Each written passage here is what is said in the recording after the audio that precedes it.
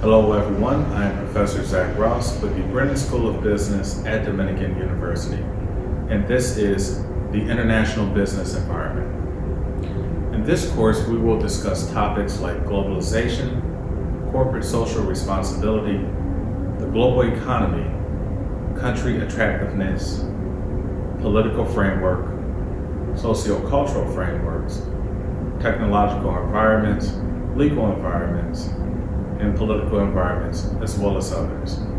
So I hope that you enjoy the content of this course. Thank you and enjoy.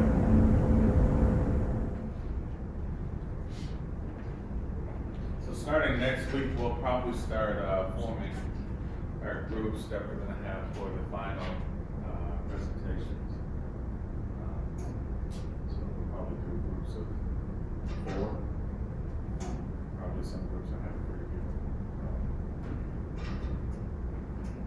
They can start thinking of, essentially I want you guys to kind of come up with your own company, where you're going to be operating, what you're going to be selling, what kind of service or product, and how do you expect to grow in that country, the different issues you're having to face.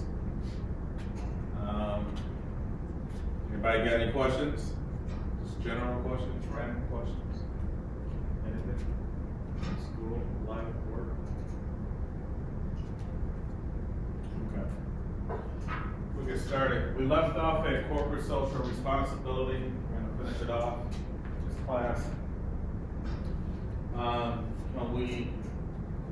somebody describe what corporate social responsibility is really quick?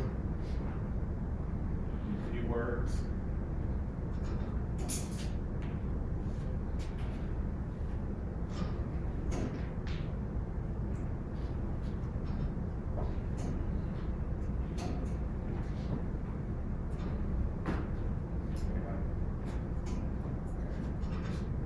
Corporate social responsibility is a business theory that corporations have an inherent stake in their environment for people that are attached to their companies or products or services that they sell. So what do businesses get out of corporate social responsibility? What do you guys think? Like when business do good things attaching to their products or services, their companies, what can be gotten out of that? What could be some benefits?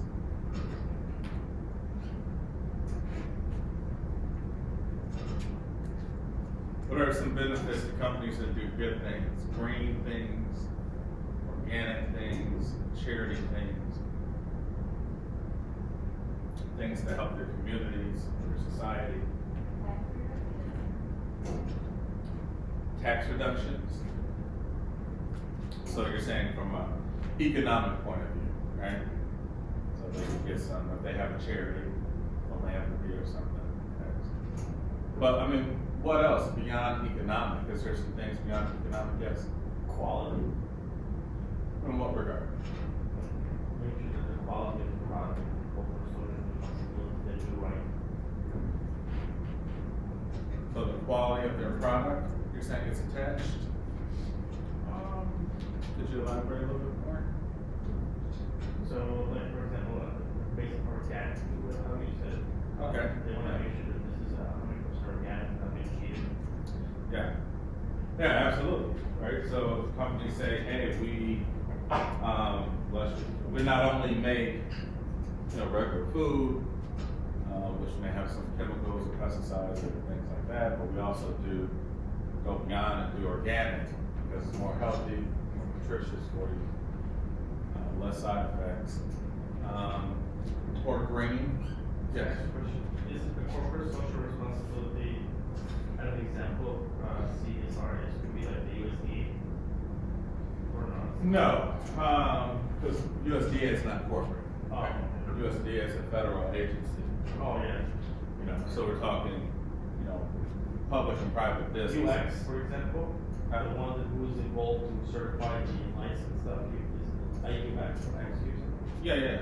UX like the underwriters. Or Yes. Yeah. Okay. non-government organizations, which we'll talk about too. A couple slides. Anything else we could think of? So the real big question is, why do corporations care? Why would you care?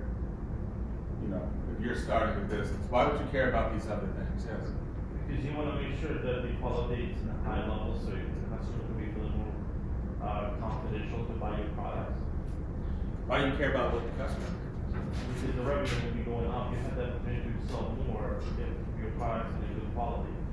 It's Oh, like, yeah. for example, you have a farm that and then you have a commercial, for example, from TV says that we feed our pigs and cows and goats absolutely organic food for them. So you quality, you guarantee that there's no chemical things in there and stuff, so the customer will be more confident. Yeah. You have also a survey for people that, for example, they feel that or they're believing more organic and stuff, that they're gonna purchase your product, so you have a higher opportunity of having in your chain. Growing, right? Yes. Okay, which is great. But let's get beyond, let's get even further than that. Why do you care? You're starting a business, why do you care? Okay. Be certified too? Be a reason. Huh? Get certified? Certified? What do you mean? Like having a company that's certified, like for example, you asked, like we talked about earlier, or the license.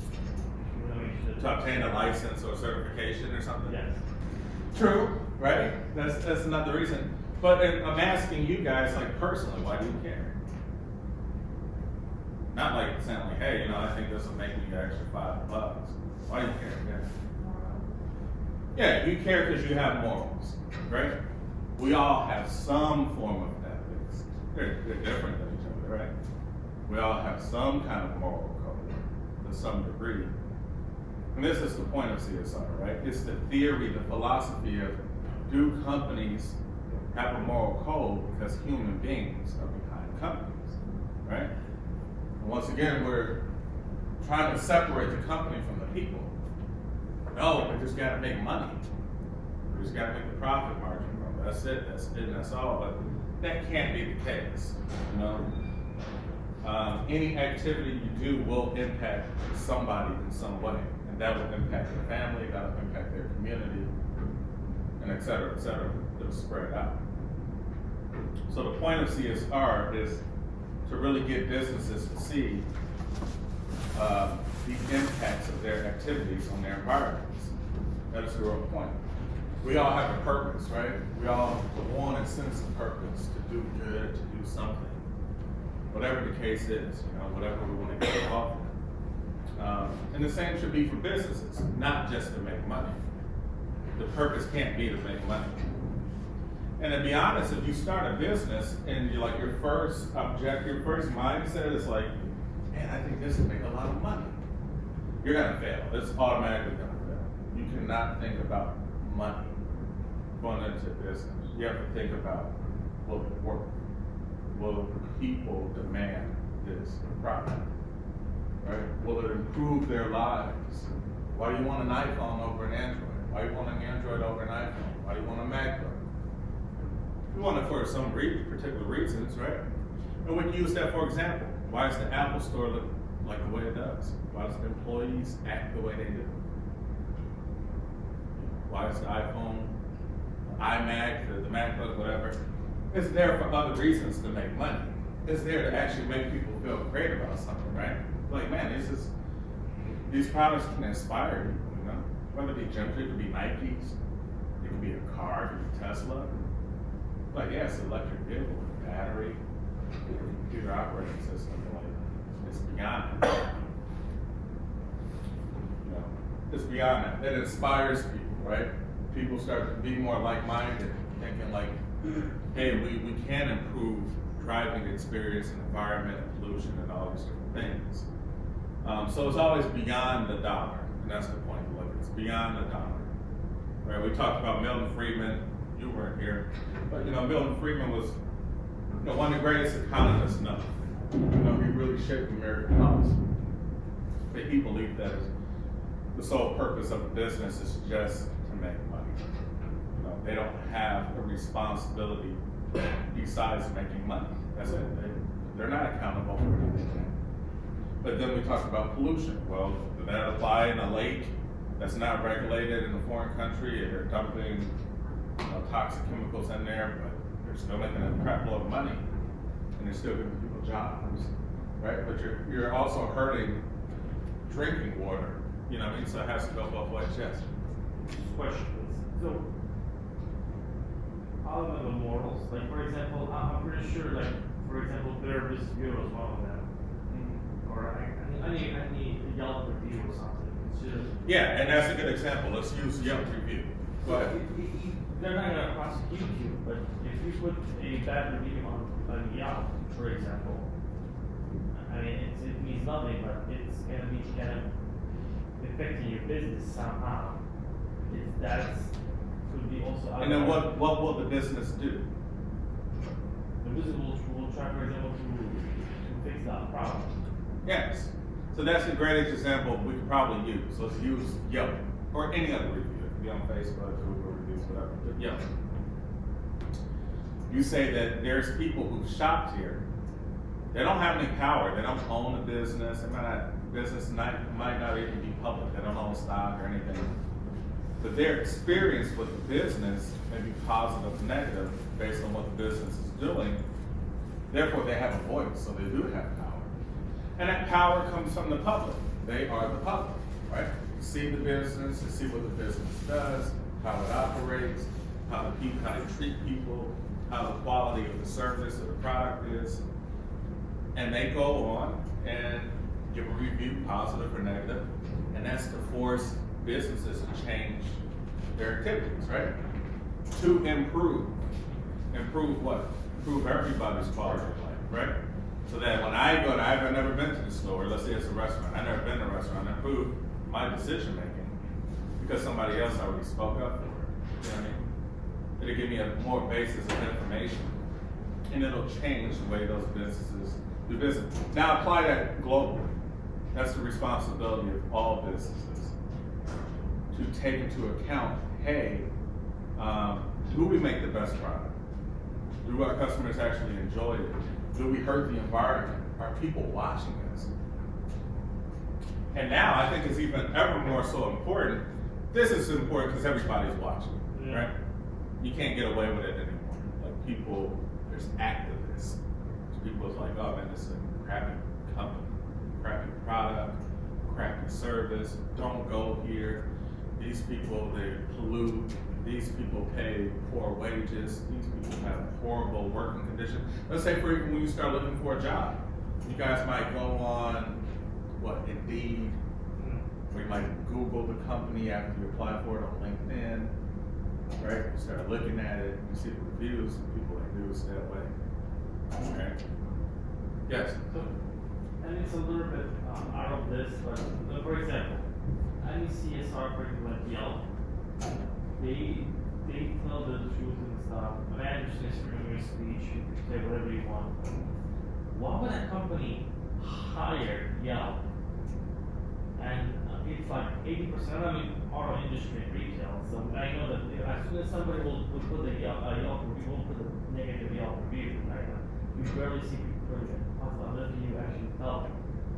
What would the connection just putting yourself in the hot spot if everybody was gonna jump to Yelp and give you a bad review?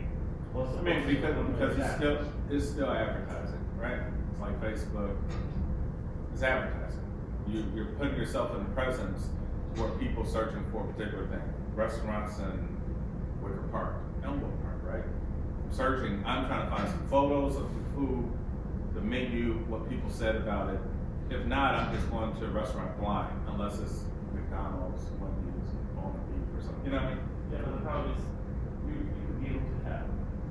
Well, Yelp, there's a thing on Yelp. So then Yelp has the responsibility to vet the reviews, to make sure that the reviews aren't there to be negative on purpose, right? So then you better go, okay, that's now, social responsibility on Yelp. They have to make sure that people aren't just coming on there trolling, to give negative reviews because something happened, right? And these companies, like for example, I'm pretty sure a restaurant is not gonna go on conditions. So Yelp just put it by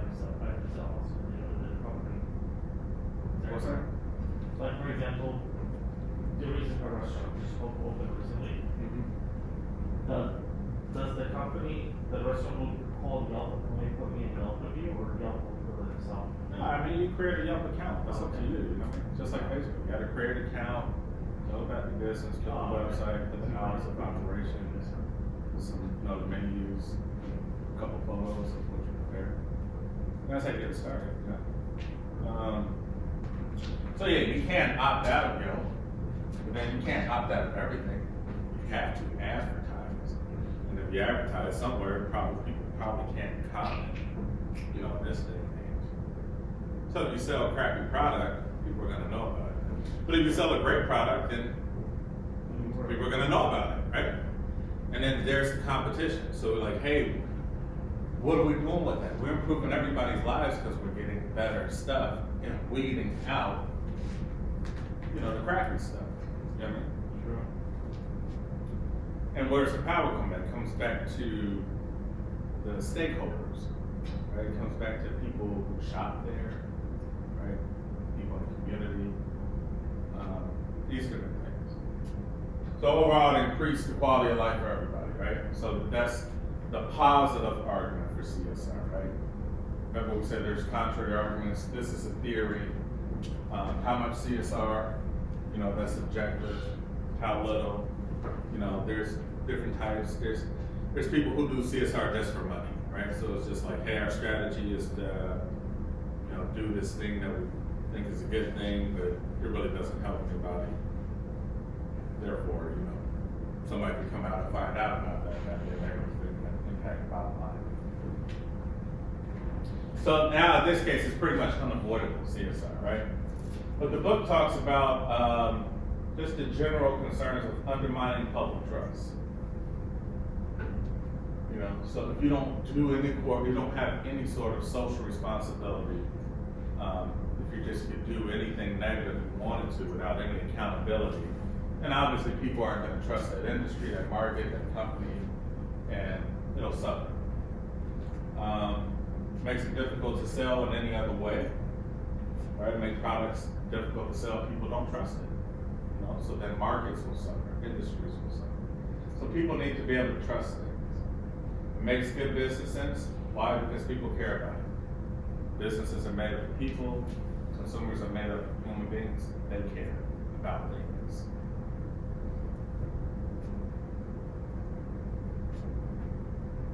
And it awakens businesses to the risk of ignoring. There's risk to ignoring. Like you don't have any kind of, you know, take any accountability or responsibility to what you're selling, what you're doing anywhere overseas. You will suffer on the bottom line.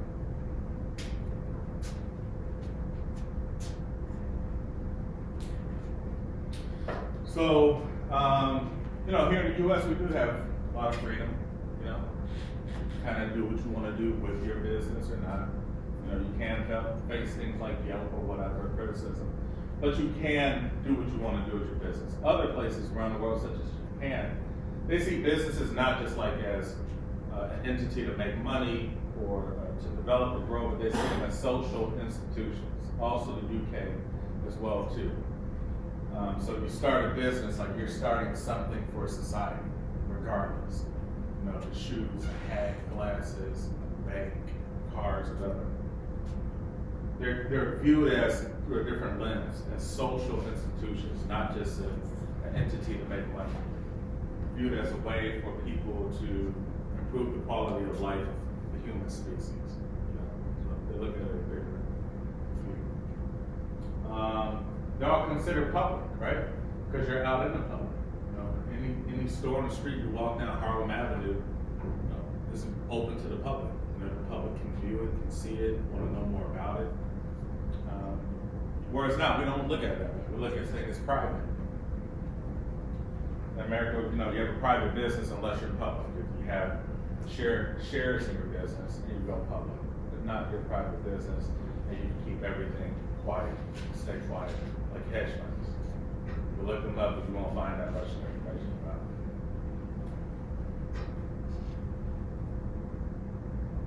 They also view a wider set of individuals involved in the business, which is a stakeholder. So we look at it, the people we care about are only our consumers, the people who come here and buy, We don't have to care about the neighborhoods, the community, whatever, but in other countries, they view it way more broader than we do. Which gives light to what they call enlightened shareholder view. So in the UK, they like companies to have a duty to promote the success of the company, and they view that success to be a different thing. We view a company to be successful if it has a profit, if it turns a profit. They don't necessarily view it that way. They view it if it's increasingly helping the communities, the society. We want companies to act in good faith. So in the UK, they actually passed a law, Parliament did in 2006, called the Companies Act. And these are some of the things that came about in the act. So this is actually law. Like, so, you know, companies can be came after for not doing certain things. You know, for not promoting good faith for the company, committing frauds and things like that. They want managers and higher ups to make decisions in the long term, not the short term. Not for short-term profits, which could lead to people being fired very quickly because you're not making profit. You know, people losing their jobs, people losing their homes, pollution, fraud, bribery, all these different things in the short term that can happen as opposed to long term.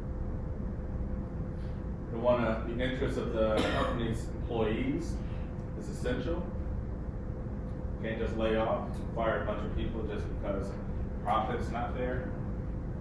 You have to restructure, get more creative, think of new ways of doing businesses, as opposed to here we just fire people. It's not working. We want minimum wage to go up $15 an hour, right? We can do fire people and probably make everybody part-time.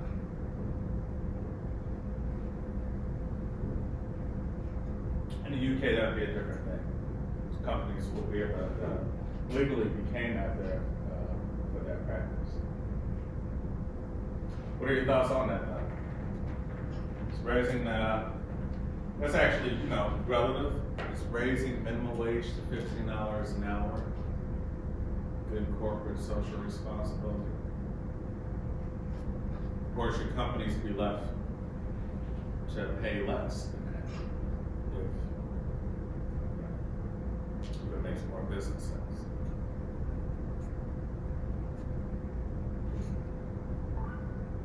Who's for minimum wage, $15 an hour?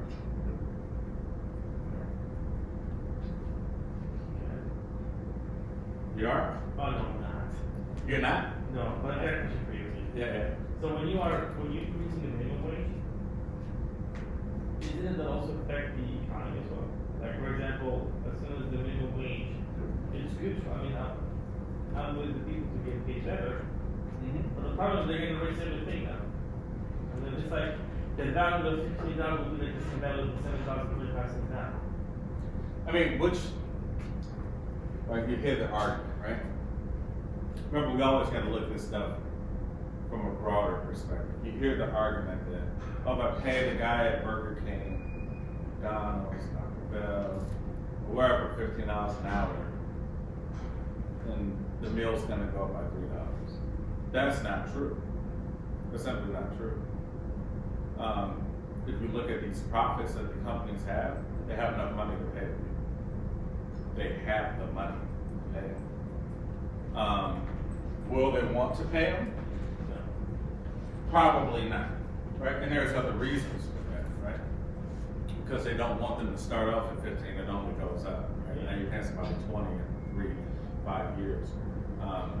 In which case, like, well, that might take the stock price down a little bit for the shareholders, but we're still making money. People will have better quality of life. You know, they'll be able to afford their rent and we'll be able to travel a little bit, actually save money. Yeah. No, I'm with you on that, but the problem is the government is trying to raise the minimum wage, but then on the other hand, you're going to raise like other stuff. Why would you raise both of them? Well, think about that, right? We watched our economy, right? The Sure. global economy video, right? The issue. One person's spending is another person's income. You give a worker more money, they can spend more money into the economy gets bigger, hopefully it gets better, right? We had COVID, we had a lot of debt. I don't even know at this point, right? How much debt we have. Because the debt really doesn't, whenever you look at it, let's say the debt's like $17 trillion or something. And that's not the real number. The number is probably like 70, 90, 100 trillion. But there's also a good debt and there's a bad debt. Yeah, but I'm saying from a governmental point of view, we have like what we call unfunded liabilities. Yes. Right? So think of it this way, which normally, when a politician speaks, they never talk about those. We have those here in Illinois, and that put us in a lot of bad spots too. Unfunded liabilities are pensions. Money that has to be set aside to pay people's pensions as they retire. It has to be put in a pool of money, somewhere, for people who are eventually going to retire. The other thing is Social Security, right? Past a certain age here in the US, you get a Social Security check to live off of. Now, if you got 30, 40, 50, 70 million people past the age of whatever it is, 67 and a half, 65, you have to pay them what they've already put into the system. They've paid their Social Security over their entire work life, 35 years, 40 years. That's like $70 trillion. Right? So that's unfunded liability. That's like having a pool of money with nothing in it, where it should be already there for people who've already paid it. I mean, kind of like taking away people's stuff, people's money. So I say all that to say,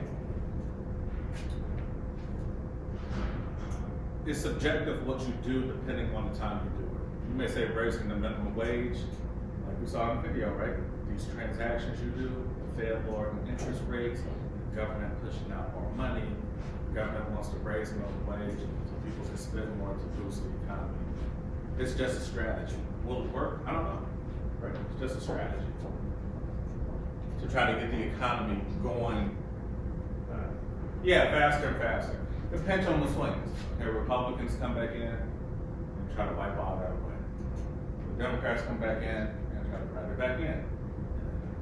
You know, it's just, it never stops. But that's the cycle. But people who get affected at that, in fact, are people who actually make more than the minimum wage. They're going to be flat, stable. I mean, remember we said what keeps most countries thriving is the middle class. The middle class is what makes America great. Without the middle class, we're not a great country at all. Yeah. The middle class spends the most money. They get the homes, they buy the homes over here, the river forest, right? These are middle, upper middle, you know what I mean? They buy the nice cars, 60, 70, 80, 90, $100,000. They go on trips, they spend money, they buy groceries, they go to pay private schools, they do a lot of stuff that people on the bottom end don't have the money to do. Poor people are very hard to do.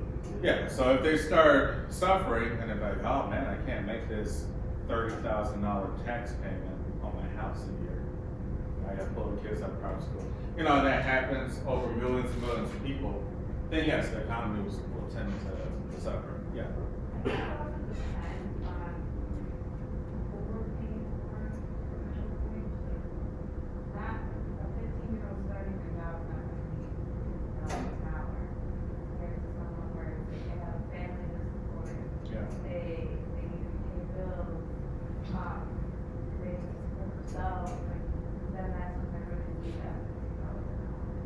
Yeah, absolutely, right? Because everybody has a different situation, right? Some people have children. That's a lot of money. Some people have, elderly people that have to take care of. Everybody's situation is different. But, once again, we got to be uniform. You can't have age discrimination. So, hey, don't pay the 15-year-old, they'll pay the 35-year-old. You can't do that. You got to say it just has to be across the board. No, discriminate against somebody in some way, sex, age, gender, race, which is illegal. So if you're gonna make it $15, it's $15. It's just what it is. I don't think No, so I mean, we live in a very, have you guys traveled a lot around the country? Like around the United States? Have you been west, northwest, northeast, the middle, Colorado, Wyoming? All right, so you drive and you see these places and you're like, man, everything's different, right?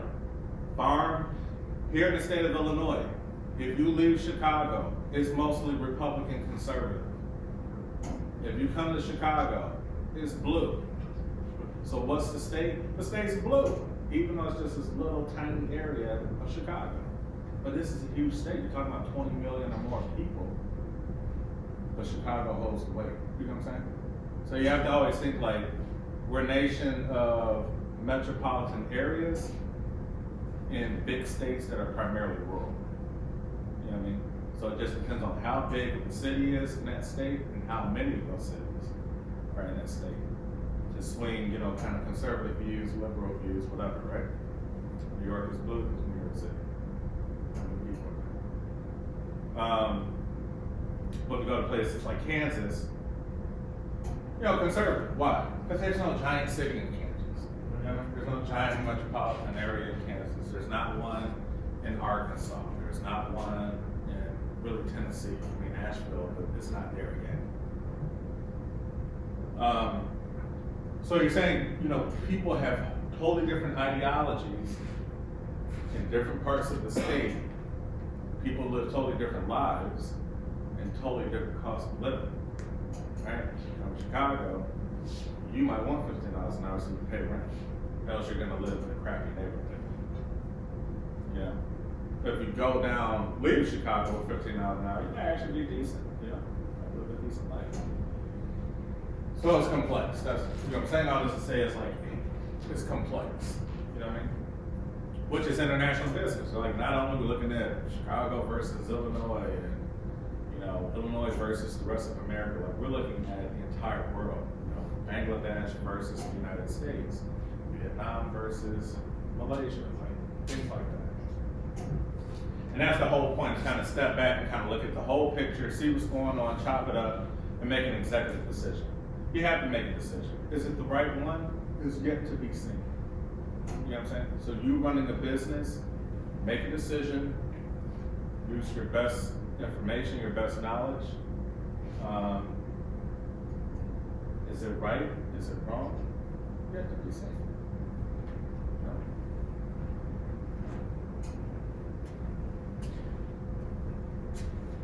Now I'll say, I know people who started like 12 businesses so far, and most of them failed. And then maybe their 12th one became extremely successful.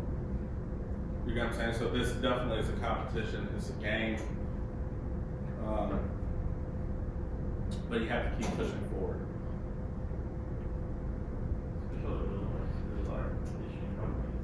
What's that?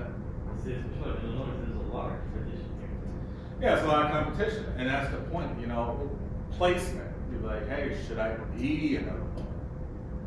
Is it conducive for my business, for what I'm selling? Are the demographics reflect what I'm selling here? You have to make those decisions.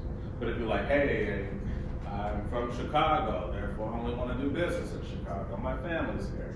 And Chicago's not the only place, you know? So if you want to just drip, drip, drip, go really slow, sure, but if you want to expand, there's other markets out there for you, you know, to do great things. And then maybe you could come back to Chicago and open some of these stores.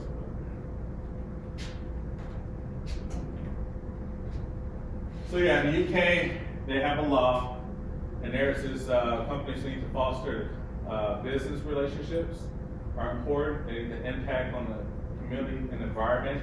Has to be part of their business mission.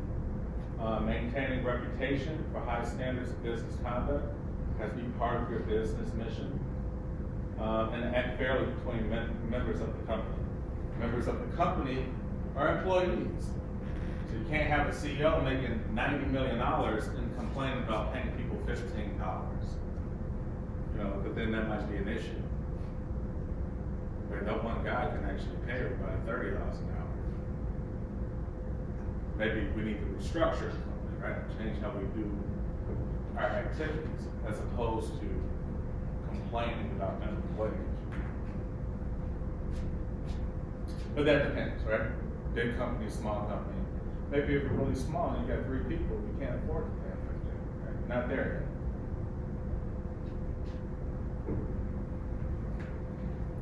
What are non-governmental organizations?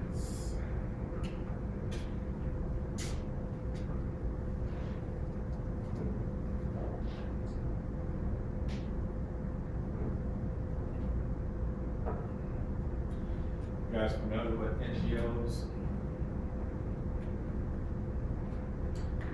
Right, it's just like the name implies, right? They try to do work that they feel the government should do, but they don't take money from the government at all. That's not affiliation, right? They try to do a social good. You gonna say something? Yeah, maybe those, there's a lot, I mean, I'm trying to remember one of them, there's a lot of, organizations that help students who either, that kind of financially. Yeah. Yeah, I don't remember one of them. that could be considered one. So there's there's organizations like Greenpeace. You ever heard of Greenpeace? Yeah. Right, they're concerned about the environment. They do a lot of activism around the world for fishing, food, and pollution. There's companies like Oxfam, or organizations like Oxfam, which focus on global poverty. So if you're starting a business, say, hey, I want to start my business over in Ethiopia, and you're thriving, but you're totally neglecting that the people around there barely have anything to eat, they probably come after you, right? Come after you in the sense of activism, like private exposure, right? Give you a negative reputation. The other one. Huh? The other one. Underworld? The other one, yeah, United Nations. Oh, yeah, absolutely. Yeah, and then we'll talk about some UN protocols. And Amnesty International, which focuses on human rights. So you're doing business in a place where there's very few human rights, The question may be, what are you doing to address that? Can I ask a question? Yeah. But is that considered a company? The United Nations? It's not a government. No, the United Nations is not it's a non-governmental body. That's too like a corporation. No, it's not a corporation. I mean, the UN is a Memphis association, right? It's of members, of country member states. So it's not being incorporated, basically. They don't have like licenses and stuff. Licenses? Yeah, like when in New York right now, because they're New York are established, they pay taxes. No. They don't pay taxes. So if you go to the United Nations headquarters, there's a few. Geneva, Switzerland, primarily Geneva, Switzerland, and primarily New York. So if you go to New York City and go to the UN headquarters, right? You guys ever been to New York, Manhattan? No? Yeah. Anybody ever seen the United Nations headquarters in New York? You seen it before? Yeah. Right. If you go to the UN headquarters and you're walking around the buildings on the campus, you're no longer in the United States of America. That's what I thought. Right? You're in an international body that was gifted by the U.S. to the United Nations. Right? The same if you went to a Native American reservation. The United States federal government has no authority over Native American reservations. It's like embassies. Yeah, they set their own laws, their own rules. Yes, when you go to any embassy, you're on the territory of that country. So if you go to the Polish embassy here in Chicago, you step in the door, you're in Poland.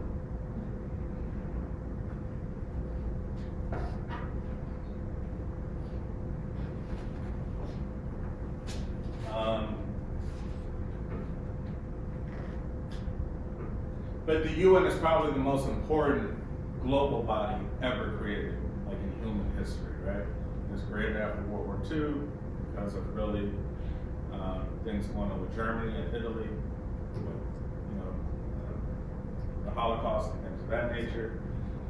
And it's really to bring about countries so that there's a body for everybody to be part of and solve problems. Human rights, war crimes, economic development, environmental, child labor, things of that nature.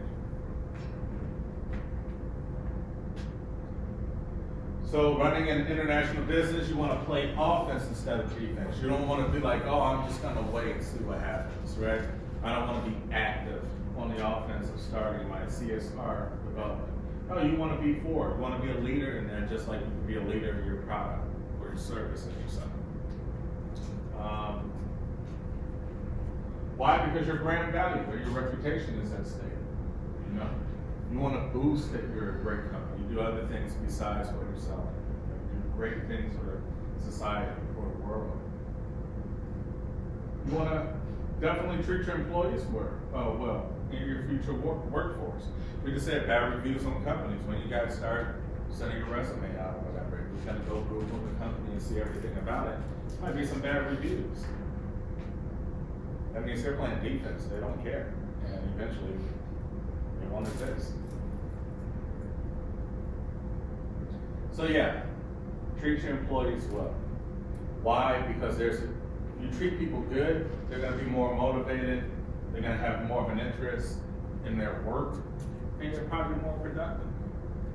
But if you think of companies where maybe you worked at like in high school, like nobody at that place really cares about the job. They fire and hire people all the time. The service is probably going to be crappy. You know, they ever went to a restaurant or a drive-thru or something like that. The service here sucks. It's because nobody cares, and that's the manager's fault and the owner's fault. You know, if you treat people appropriately, it'll probably make the service even better, and more people will come to the business. So there is a bottom line impact on that. So you want to reduce your risk, and with the management, they need to step up. So there's a direct financial impact. If you're doing poorly, bank's not going to give you any more loans or whoever you want to for money. And if you're a public company, it's going to decrease in value or increase based on what you're doing for CSR. Stunt your growth if you're not doing anything, and grow it if you are being very much on the offense. And just the cost of resources can come down. So you think of if you actually, that example I gave, manufacturing company, but they're dumping chemicals into a lake that's not regulated, you're in a foreign country. The cost of water might go up. The cost of refined water, clean water go up because you're dumping stuff in the lake. And if you need that water to come back to maybe clean machines or do stuff in the manufacturing process, then you have to source clean water or purify it at a higher cost. So it's kind of catch-22.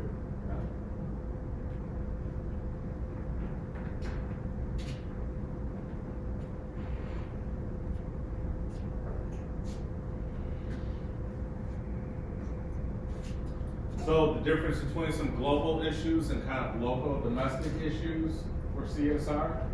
Some examples to give us China's lax regulations. What are some issues with China's regulations in their country?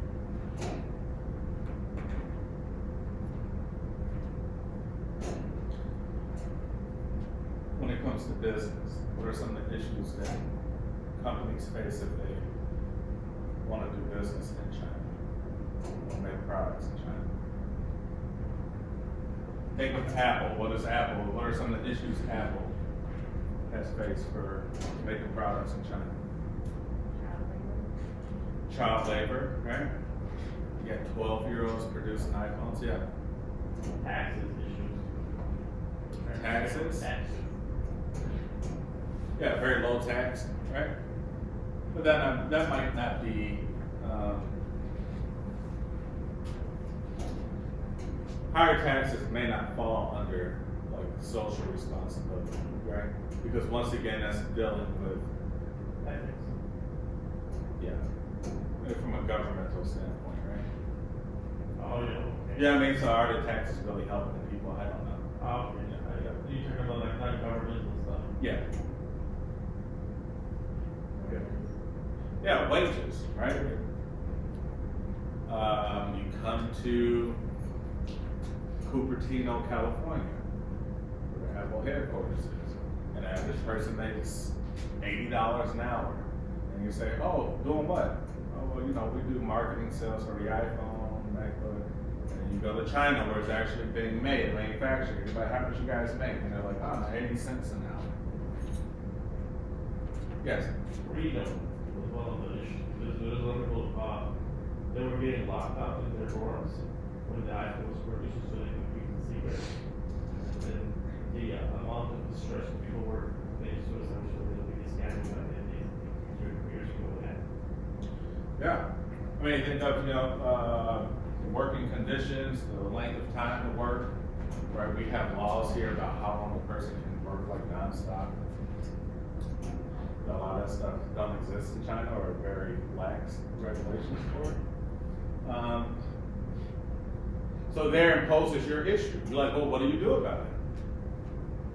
You guys are Apple. What do you do about it? You're Tim Cook. What are you going to do about it?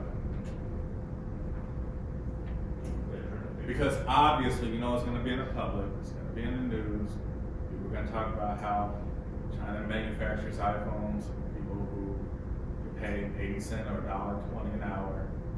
But then everybody back in California who designs it and do the operating system and everything makes $80, $90 an hour. Yeah. It also happens here. I remember that watching a documentary about Tesla, the way that they were treating their employees, and you gotta work extra hours. You know, people were getting injured with that. Tesla, the roadster came over. There's a lot of issues happening. So. Yeah, you know, we have OSHA, right? Yeah. Occupational safety hazard. You know, so people, you can face lawsuits, you can, you know, face fines and penalties. But I mean, that's the question is, like, if you're Apple and you're Tim Cook, this comes out in New York Times and Wall Street Journal and all that, like, what is your decision making? What do you do about it?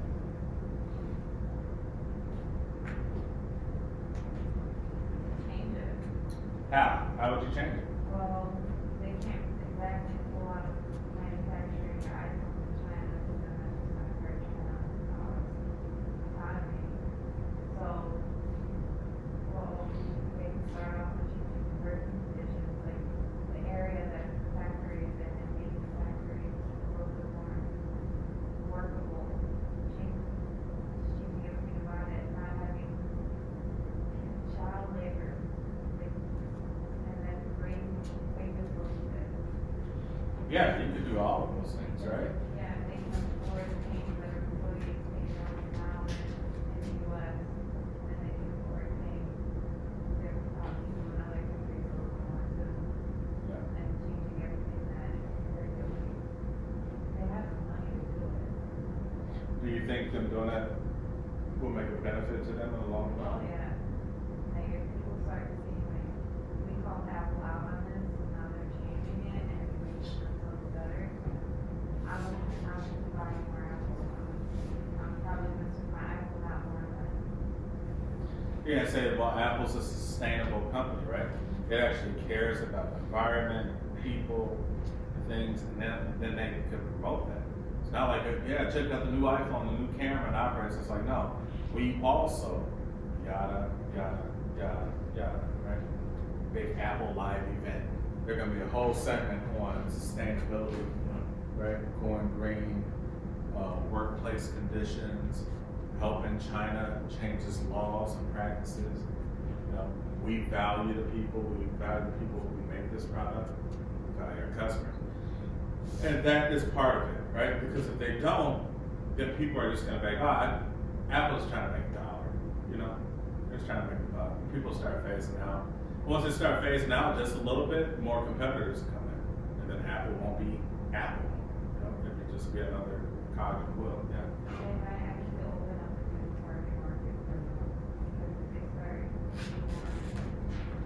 they start like more active than anything, they can start like marketing that market, and then bringing more profits.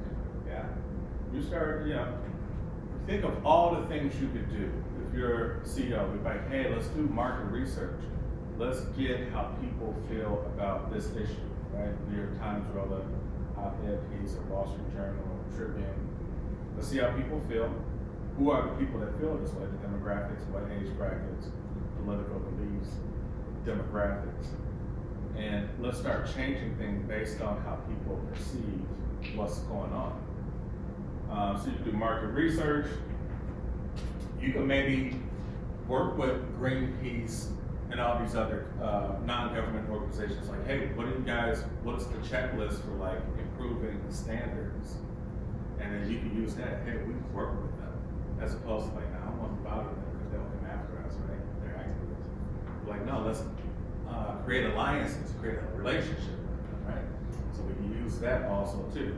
Yeah. I mean, one of the other things that I think was typical procedures, I don't know who did it, but when the issue happened and the media created an issue, we used the media to stop the issue by taking pictures that visit Foxconn in China, which is the company who produced the iPhone, and show them talking to their employees and all of these things, so we could be able to count on everything. And then he pulled up many products from there, and didn't access like the whole pot, for example, in the whole system, for the purpose like he's trying to eliminate the idea of the Chinese communist idea that they're willing to adopt to serve people. Yeah. Which was smart, but on the other hand, if you think about it deeply, what did they Well, we just said, right? You Yeah. make a good point. He was on what? on your fence? He was on the offense, not defense. Defense is like, oh man, you saw that bad article I wrote. I hope it goes away in like 2 weeks. You know, let's just try to keep it quiet, keep what we're doing.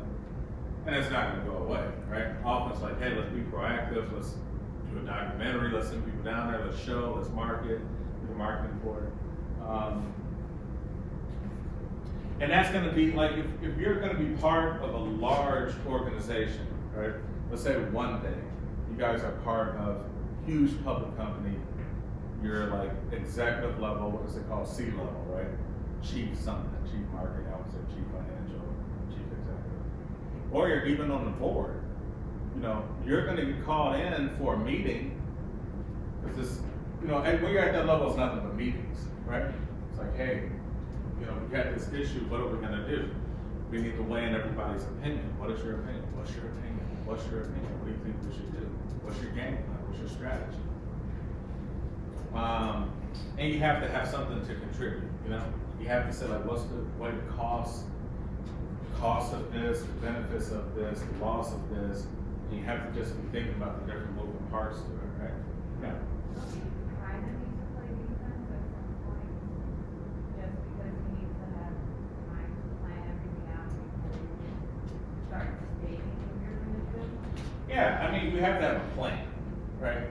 So your plan, depending on how long that plan is, will be your defensive strategy, right? We say on the offense, mine is very quick. I can immediately solve this problem. I can come out and talk about it. We can change things. Well, it could be like, well, if we can't change this, you know, it's a whole nother culture, you know? Like, you're not gonna change China, and make China the United States. And then you have to say, what's right and what's bad? I mean, that's a philosophical question. That's just your opinion on what's right and what's wrong. Because that might be a cultural thing. We might, oh, we don't want child labor here, which we'll talk about in another slide. Child labor is bad in this country. Country XYZ. Let's stop child labor. Then you stop it. You're like, well, how many children are working here? I don't know, 3,000. How, those were children that were feeding their families. There wasn't nobody else at the home but the senior citizens. So if they don't feed their families in that country, those people don't eat. If they don't eat, what do you think they would do? Commit crimes or do something worse than working that job. So it's either like you're pushing people, and that's why we have to be objective about the country, right? We're doing country analysis. What does this country look like? Even when you do your presentations, you know, obviously we're prepared to prep ourselves for that, but you're doing country analysis. What's the name of this country? Where is it located? What's its GDP? What's the average income in this country? What's the demographics? What's the religious makeup? What do they value in this country? What's important to them? What's not important to them? You know, how are working conditions here? How's the environment? But you have to be looking at those things in order to say doing business here is worth it or it's not. And Apple determined that doing business in China is worth it. And I think they've been right so far. Now the whole pushing your belief systems on others, you know, we still have human rights, which is very subjective too. Like, well, I believe they're being human rights are being suppressed in that country. You know, I think they should have more rights than we get. And you say, well, maybe the culture there, they're having too many rights and having too much of a voice. Maybe they think that to be like a bad thing, you know? Maybe they're right. Maybe they're like, hey, have you seen the United States of America? All they do is argue all day on Facebook, on Google, on Instagram. Oh, they're obsessed with, you know, pictures, and that's just all they care about. Okay? And in fact, they don't want, I hope our country doesn't go like that. We got all the rights. So the point is like, things are right for the right place. You know what I mean? You have to remove bias. So, you know, even when I got my PhD, like the hard thing, this difficult thing, you know, my PhD is in international psychology. So I look at psychology around the world in different cultures, indigenous populations, in different businesses, organizations, in different governments. How do they make meaning of things? What is important to them? What are the sets of values, their traditions? And psychology is a Western idea, right? So we think of all these different disorders, right? All these different disorders that are in psychology called the diagnostic statistical manual.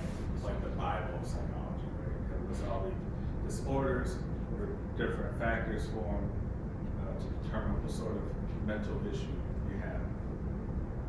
But the difficult thing in doing that around the world is like, hey, you know, this doesn't apply everywhere. You know what I mean? This doesn't apply everywhere. This doesn't apply in South Korea. They don't even view the human mind and psyche the same way that we do. You know, we may view it as working all together at one. And they're like, no, maybe separate. It's a whole separate belief. So you have to remove your bias. That's the point of it, right? Like, hey, I have a bias. What's your bias? I'm an American. I think this is what's right. This is what's wrong. And when I go do research and look at other cultures, I'm going to impose my American views on everybody here. And that would just be an injustice to them. So a lot of times you have to remove your bias and say like, no, what actually happens here? You know what I mean? So, which is a hard thing to do. It's a difficult thing to do. You're always going to have kind of your, oh my gosh, you know, your oh my gosh things.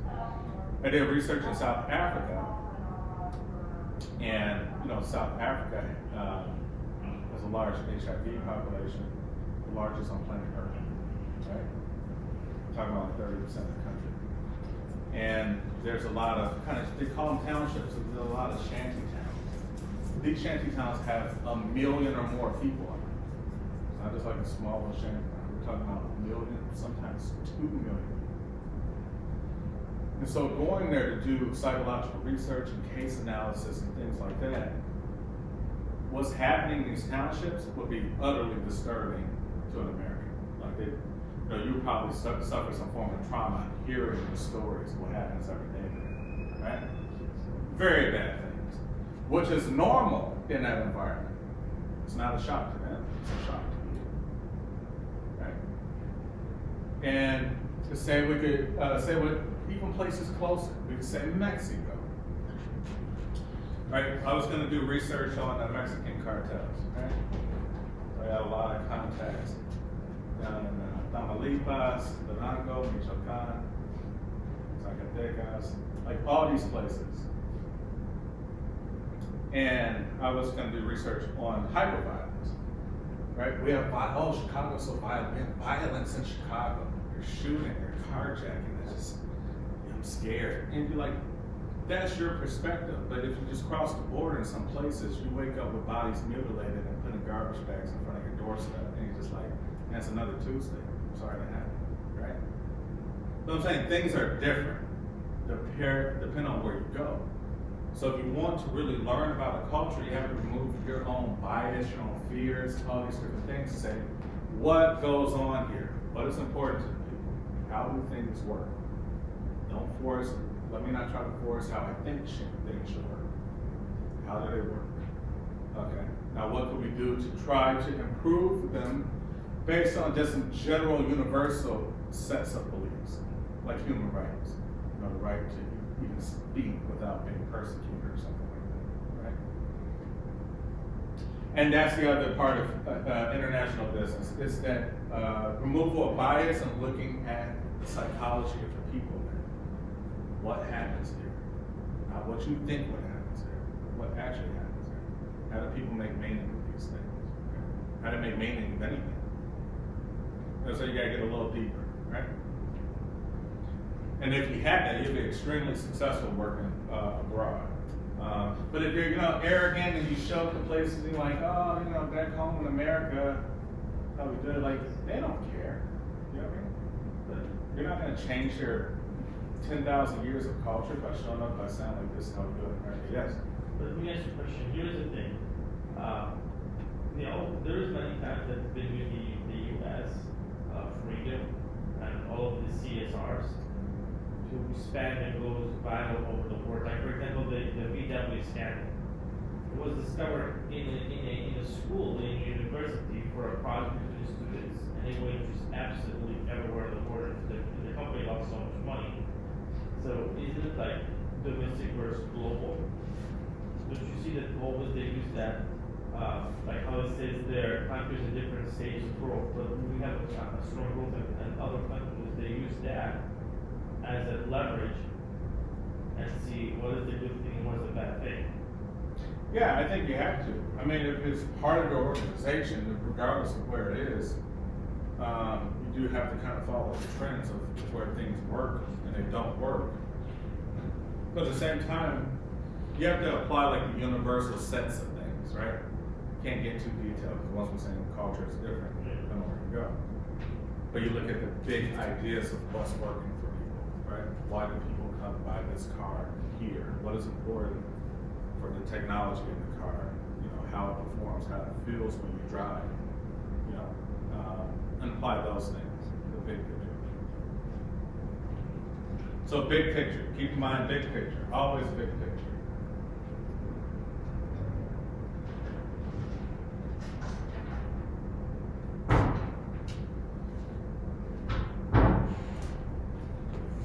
Right, so we talk about whose standards. Your standards, what you believe in, and what's right, what's wrong. Right, different ways of doing things around the country. So China might say, hey, this is how we do it. This is how we've been doing it for a long time. The U.S. might say, like, no, that's bad. That's child labor. That's this, and that. They argue back and forth. End of the day, China is its own sovereign country with its own sovereign laws. But you can have a member organization like the United Nations to come together to have dialogue to get other countries to talk about the subject and try to figure out ways to solve it, right? Figure out ways to say like, hey, is this a human rights violation? Is this a violation of a universal set of beliefs based on the UN's human rights principles? And then you say which standards to adopt. You can't adopt them all if you're Apple in China. You're like, all right, we're going to take 3 things that are really important to us. We're going to focus on those, and we're going to adopt those as our mission for corporate social responsibility in China for Apple. Remember, have some set of values for your company. If your company is going to have a mission statement, what is the mission? The mission is definitely not going to say to make money, right? It's not a mission statement. It's to make money, to make profit. Like, what's your real mission with your product, right? If you make shoes, you may say, You make Nike shoes, what could be a mission? To inspire athletes to perform. You know, it could be something to that effect. It's not the same thing.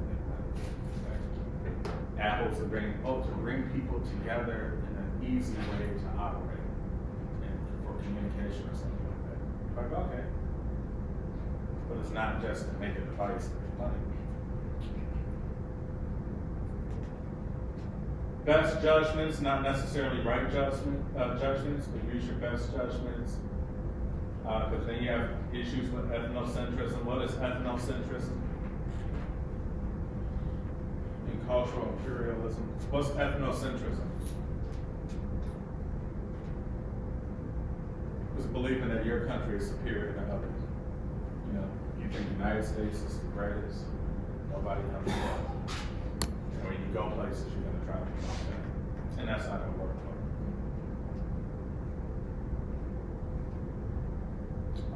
In cultural imperialism. Anybody know what that is?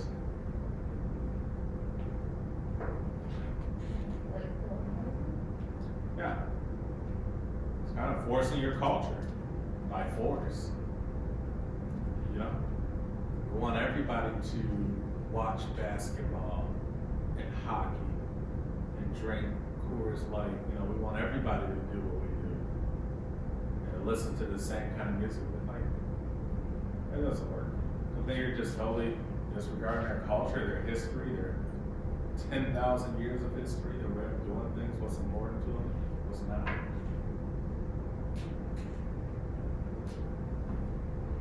So what do you do? Well, sometimes you do it when in Rome, right? When in Rome, do as the Romans do. You know, you're in the country, you see how it works, and you operate within that system. So the UN has a global compact and has 12,000 multinational corporations, and they get these companies together to focus on human rights, labor standards, environment, anti-corruption. Some of the challenges with this is it's difficult to monitor 12,000 companies, how they're doing businesses in all these countries. Voluntary, not really selective about who joins. And no effective sanctions for breaching. So if you breach any of these, labor, environment, there's really nothing you can do, you know, as of now. But it's a good place to start, I would say. It's better than nothing. Yeah, so also think of places where bribery or corruption is rampant.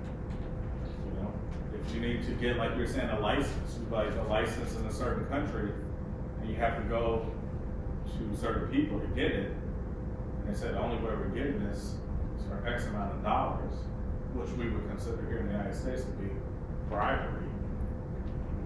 You say like, oh, I think this business is going to be really successful, but also help people. You're like, I'm giving people a lot of jobs and help the community, but I need to do a little bit of dirt.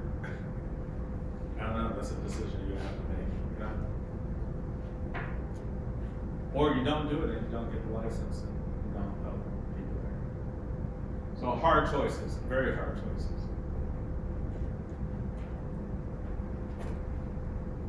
So always remember, class, life is not black and white. We've been taught that since birth. Choose left or right. There's no such thing. Most things are in the middle. Okay? Most things are in the middle. Ethics is gray.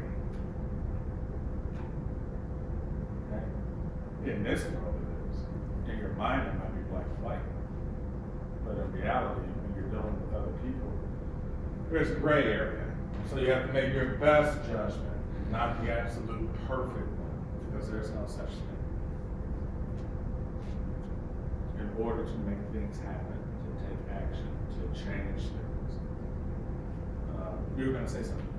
Yeah, so I read an article in history saying like this American company that was trying to move to Mexico, but they weren't up to clean rights, you know, that's really popular in Mexico. Yeah. And they said that that's not ethical to do in America, but when you think about it, they're being like critical because that's what happens here with Congress people. Like you know, like they don't call it rights, but you know, they I don't know, I was really into what you were saying. bribery everywhere, it's just how, like, whether you accept it or not. Yeah, bribery called by, you made an excellent point. It's bribery called by a different name. Here it's called lobbying. Right? You lobby by doing what? I'm gonna give you $50,000 for your campaign so you can get in office. Once you get in office, you need to help me out with this issue. With my industry, my market, my company, whatever. That kind of sounds like a quid pro quo, right? This or that. Which is bribery, right? This or that.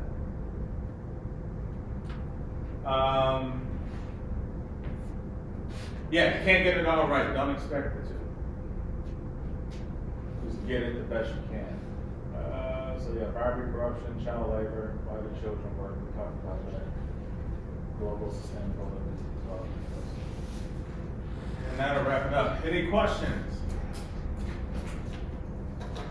General questions, life questions, school questions, work questions, politics. That was right. Nothing? How's the job hunt going? Who's all working right now? Like actually employed? You're not working right now. Yeah, you guys are working? Are you looking or you gotta wait? Okay. Yeah, it's a tough market. Just be creative with yourself. Learn how to market yourself. That's a whole nother gift. People know how to get the job they want. Presentation is key. But yeah, we'll try to set up the groups next week, and we'll go from there. I'll try to get everything great out this weekend. I've just been really busy, so I'll give you guys some feedback this weekend. And that's it. See you next Tuesday.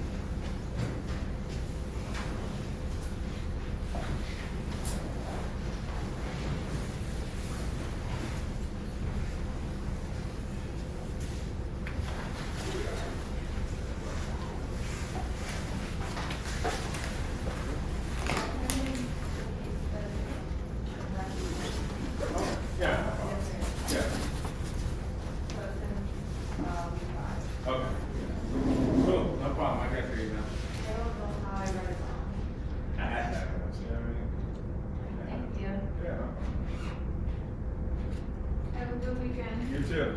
Yeah.